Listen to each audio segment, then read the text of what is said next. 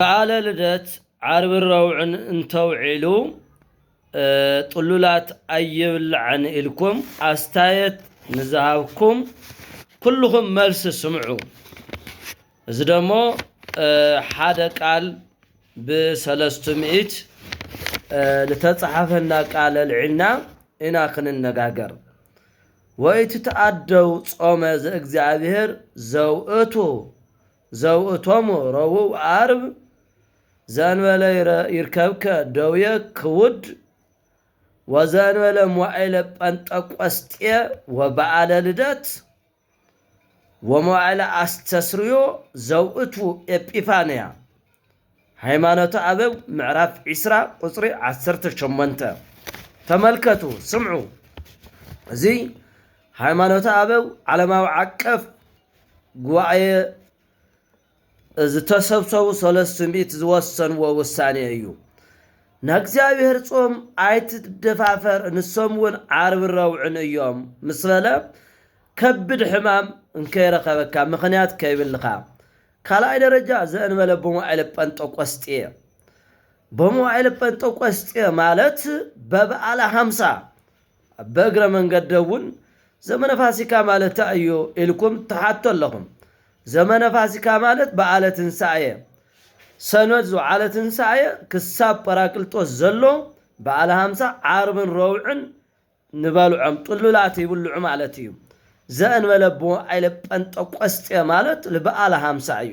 ቀፂሉ ወበዓለ ልደት ዝያታ በዓለ ልደት ረውዕ እንድሕር ውዒሉ ኣይብልዕን ከይነስልም ዝበልኩም ሰባት ኣሎ። ኧረ ካልእ ሓሉ ካብ ካልእ እንተሓለ እዚ በኩረ በዓላት ልደት ስለ ዝኾነ 300 ዓርብ ረውዕን በዓለ ልደት ጥምቀትን ተውዒሎም ንክብልዑ ወሲኖም። ወበዓለ አስተስርዮ ዘውእቱ ኤጲፋንያ እዚ እውን ኤጲፋንያ ተባሂሉ ዝፅዋዕ በዓለ ጥምቀት ይኸው በዓለ አስተስርዮ ማለት እዩ። ስለዚ ኩልኩም ህዝበ ክርስቲያን ብዘይ ምፍላጥን ብምፍላጥን ንደናገር እንተሃለየና ሃይማኖተ አበው ምዕራፍ 20 ቁጽሪ 18 ናንብብ ንረዳዕ። ስለዚ ናይ 2018 ዓመተ ምህረት በዓለ ልደት ረውዕ ውዒሉ ኣሎ። ረውዕ ድማ በዓል ዓብይ በዓል ስለ ዝኾነ ክንስዕሮ ኢና። እዚ ደሞ ናይ 300 ውሳኔ እዩ።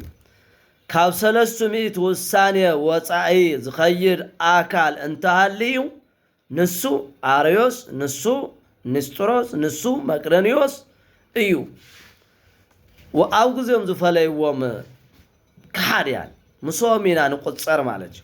እና ብበዓለ ልደት ስጋ ዘይበልዐ ተውዒሉ ሓደ ኣካል ንሱ ሕዙን እዩ፣ ከም ሄሮድስ ዝሓዘነ እዩ፣ ከም ኣይሁድ እዩ ኢሎም ሃዋርያት እውን ብሲኖዶሶም ይናገሩና።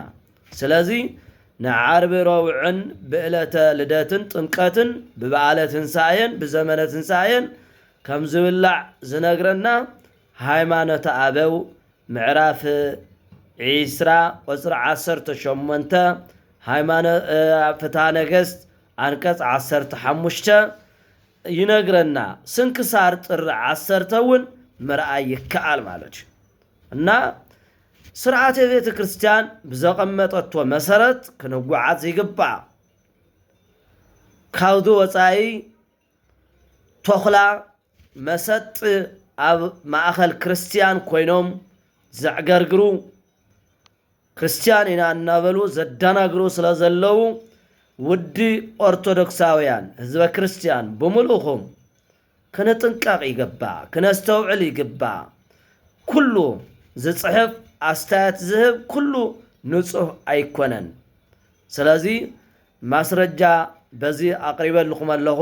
ሃይማኖተ አበው ምዕራፍ 20 ቁጽሪ 18 ፍትሐ ነገሥት አንቀጽ 15 ስንክሳር ጥሪ 20 እዚኦም ናይ ቤተ ክርስቲያን ስርዓትን ሕግን ስለ ዝኾኑ ካብ ሃዋርያት ዝወሰድዎ ካብ ሲኖዶስ ክብለኩም ነይረ። እሱ ስለለይ ትረኽብዎ اتتراخوا أموائلكم زلو نكتر ايو نكتم الكاتو ملغتي يمحلالف لخمو كلاتنا عارب روع ناي كل التشحن 18 عامة مرت بقالة لدات 20 شعنتن تحساس روع وعلس لازلو ليتي قدس دحر نقواتنا دورها دحر نقواتها دورها زلو دمو كنسعر نخلينا مالتيو شعنت ساعات سلازقه وصا قداسيه እና እዚ እዩ ዝመስል ታ ብዝበለጸ ናይቲ መጽሐፍ ተገዘቲ ናይ ሃይማኖት አበው ተገዘትን ክንኸውን